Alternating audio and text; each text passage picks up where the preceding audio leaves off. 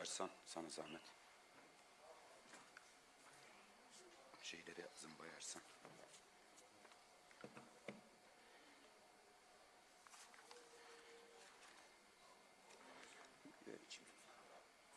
Yok, gerek yok.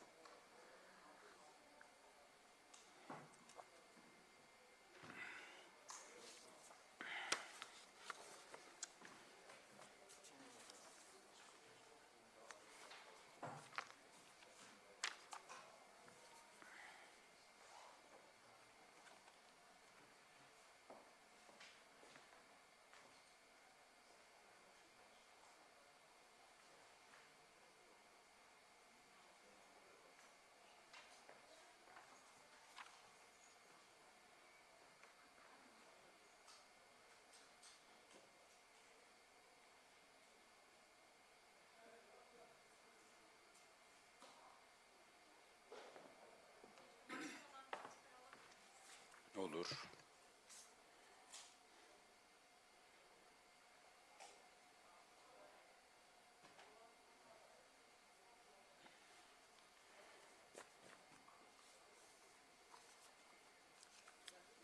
Hı? Olur, olur. Hazırız.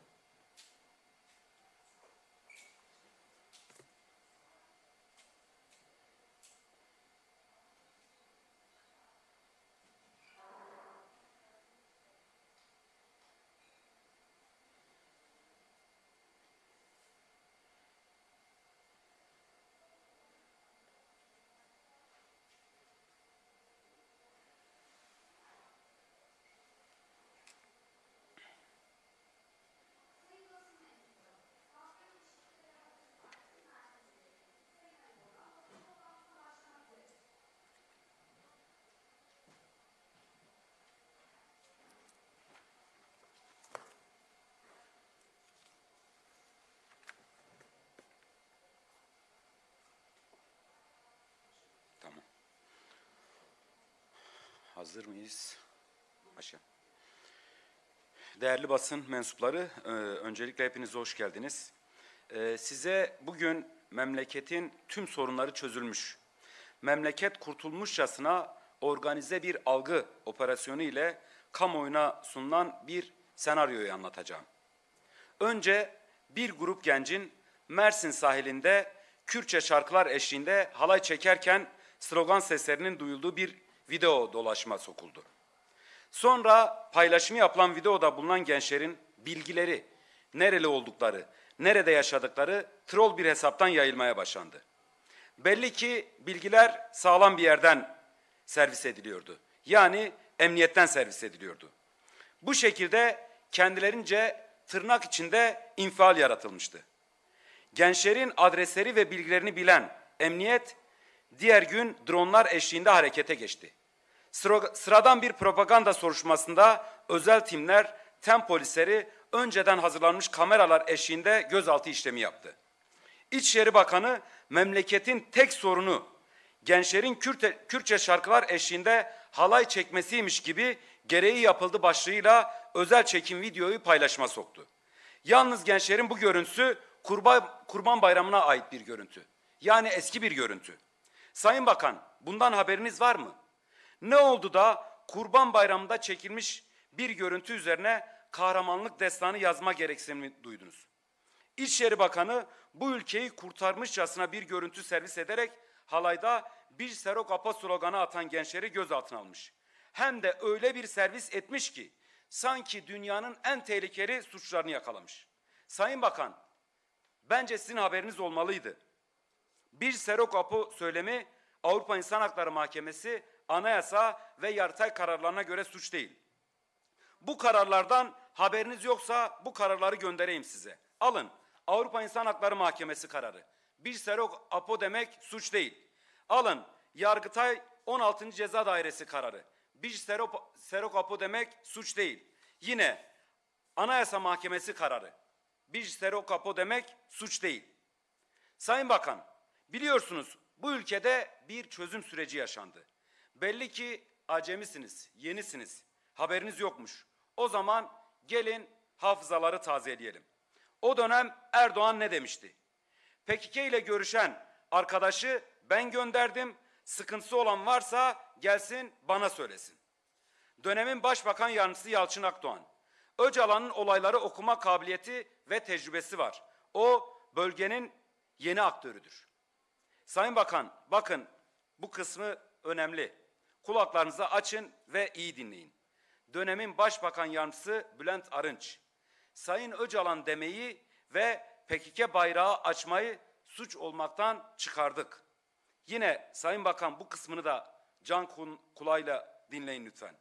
Dönemin Devlet Bakanı Beşir Atalay ne demiş? Abdullah Öcalan Kürtlerin lideridir. Onun mesajları bizim de düşüncemizdir demiş. Dönemin AKP milletvekili Mehmet Metiner, Öcalan'ın durduğu yer Türkiye'ye katkı sağlıyor, çok değerli şeyler söylüyor demiş. Dönemin AKP milletvekili Orhan Miroğlu, PKK terör örgütü değildir, APO Türkiye için fırsattır, yeniden devreye girmeli. Peki, Sayın Bakan'a soruyoruz. Bu dönem ne değişti? O dönem hükümet yetkilileri Sayın Öcalan'a metiyeler dizerken bu dönem aynı iktidarın İçişleri Bakanı bu ülkeyi kurtarmışçasına eski bir görüntüyü servis ederek halayda bir Serok Apo sloganı atan gençleri gözaltına aldırmış. Hem de öyle bir servis etmiş ki sanki dünyanın en tehlikeli suçlarını yakalamış.